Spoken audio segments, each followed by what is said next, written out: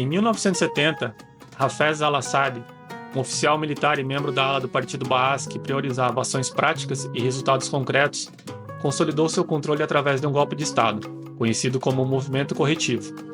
Assad afastou rivais dentro do partido e do governo, centralizando o poder em suas mãos e estabelecendo um regime autoritário que duraria décadas. Seu governo foi marcado por uma repressão política pesada, sustentada por uma rede de agências de inteligência, polícia secreta e forças de segurança que monitoravam e controlavam a população, reprimindo qualquer forma de dissidência. Um dos episódios mais sombrios do seu regime foi o massacre de Hama, em 1982, quando a cidade de Hama, reduto da Irmandade Muçulmana, se rebelou contra o governo. Assad ordenou um ataque brutal, com bombardeios aéreos e tropas terrestres, resultando na morte de entre 10 e 40 mil pessoas. O massacre de Hama consolidou um legado de medo e controle centralizado, garantindo que poucos ousassem desafiar o regime nas décadas seguintes.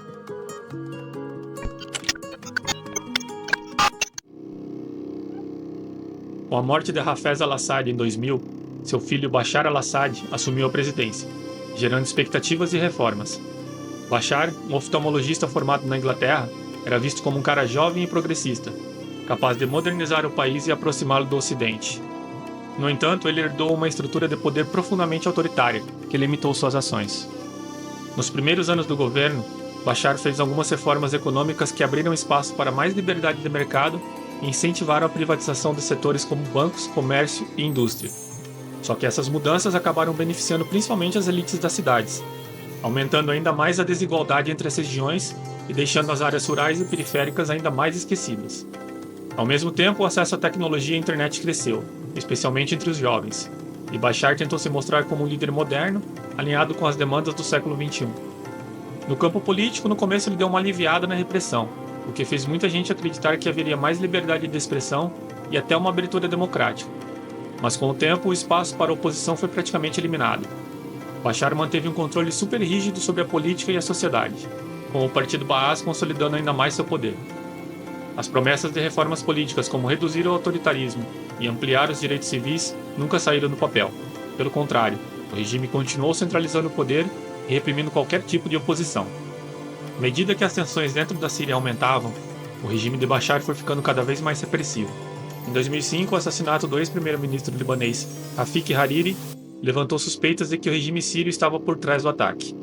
Hariri era uma figura popular no Líbano e criticava a influência da Síria no país, defendendo maior independência libanesa.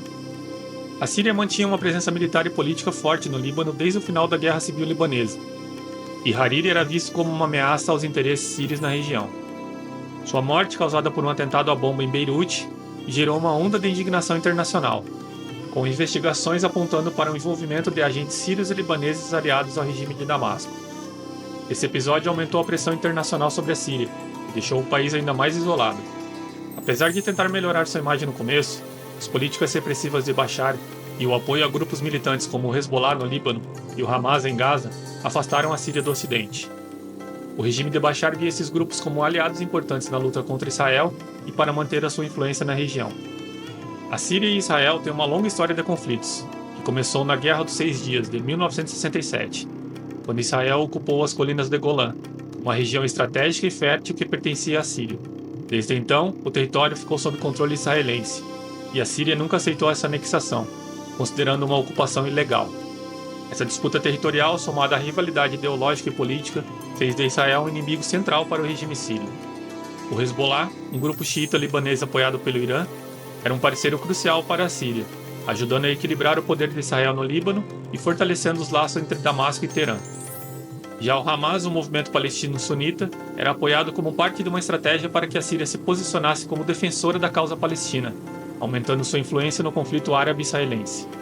No entanto, o apoio a esses grupos, considerados terroristas por muitos países ocidentais, deixou a Síria ainda mais isolada no cenário internacional. O regime de Bashar al-Assad continuou centralizando o poder, reprimindo qualquer forma de oposição e mantendo o controle sobre a política e a sociedade da Síria.